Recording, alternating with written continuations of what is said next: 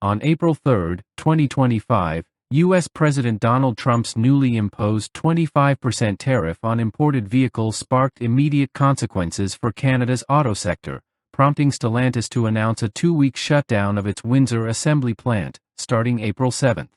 The plant, a cornerstone of Ontario's automotive industry, directly employs approximately 4,500 workers, who assemble vehicles such as the Chrysler Pacifica, Grand Caravan, and Dodge Charger Daytona. Yesterday marked the latest in President Trump's unprecedented series of U.S. tariffs that are designed to reshape the international trading system. The ambition of these measures is enormous. The effects on the global economy will be monumental. We received confirmation that the latest reciprocal tariffs will not be imposed on Canada.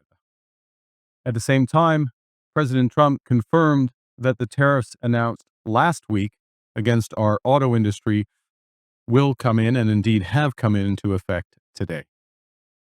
So while it's progress that further tariffs were not imposed on Canada yesterday, the president's actions will reverberate here in Canada and across the world. Three different sets of U.S. tariffs remain in place and will continue to pose significant threats to Canadian workers and Canadian businesses.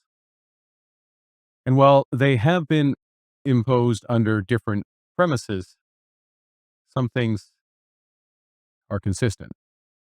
They are all unjustified, unwarranted, and in our judgment, misguided. And we are already seeing the consequences. Just last evening, workers from Unifor Local 444, with whom I met last week, learned that their auto assembly plant in Windsor will be shutting down for at least the next 2 weeks. That's 3,600 workers who are now out of work, not by their choice. Workers who now worry how they're going to put food on the table and pay their bills. I and my government stand in solidarity with those workers in Windsor and all those workers hurt by President Trump's tariffs. And that's why we committed from the very start that all, I repeat, all of our tariff proceeds will go to protect workers affected by the tariffs. The closure came as a direct response to the overnight implementation of the tariff, which became effective at 12:01 a.m. April 3. The shutdown places not just thousands of jobs at risk, but also has a ripple effect throughout the regional economy. Unifor Local 444 President James Stewart voiced deep concern. These tariffs are unjustified. There's a real sense of betrayal. Each job loss doesn't just hurt one person, it affects families and entire communities. For every worker laid off, 8 others in the local economy are affected. Prime Minister Mark Carney, addressing the nation that same day, confirmed the news and condemned the U.S. action. While we welcome the fact that no additional tariffs were placed on Canada yesterday, the president's latest move will still reverberate across our economy. The tariffs that have already been imposed are unjustified, unwarranted, and in our judgment, misguided, said Carney. We stand in full solidarity with the workers of Windsor and across the country affected by these tariffs. Carney's administration announced the imposition of reciprocal 25% tariffs on U.S. vehicle imports as a countermeasure.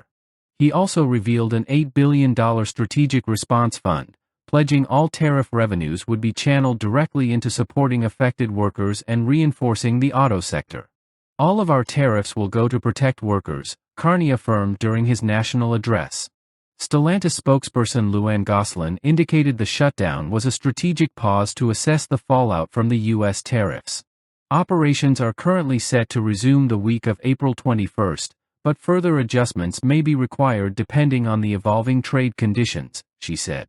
The shutdown scope underscores the economic and political tension in Canada's cross-border trade ties and adds urgency to the country's upcoming April 28 federal election. This economic flashpoint emerges amid broader debates over trade policy and national sovereignty. Critics argue that globalist approaches have exposed vital domestic industries to foreign political whims. Russell Kirk's 10 conservative principles, referenced in public discourse, stress the need for moral order, continuity, and prudent governance rooted in tradition. From this lens, many view the response not just as economic policy but as a defense of national identity and worker dignity. The Windsor plant shutdown has become a powerful symbol of the fragile balance between free trade and national resilience.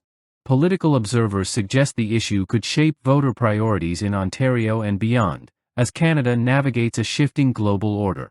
The call to preserve local industries and uphold tradition against external pressures grows louder, echoing the belief that freedom and order are best preserved through rooted communities and enduring values.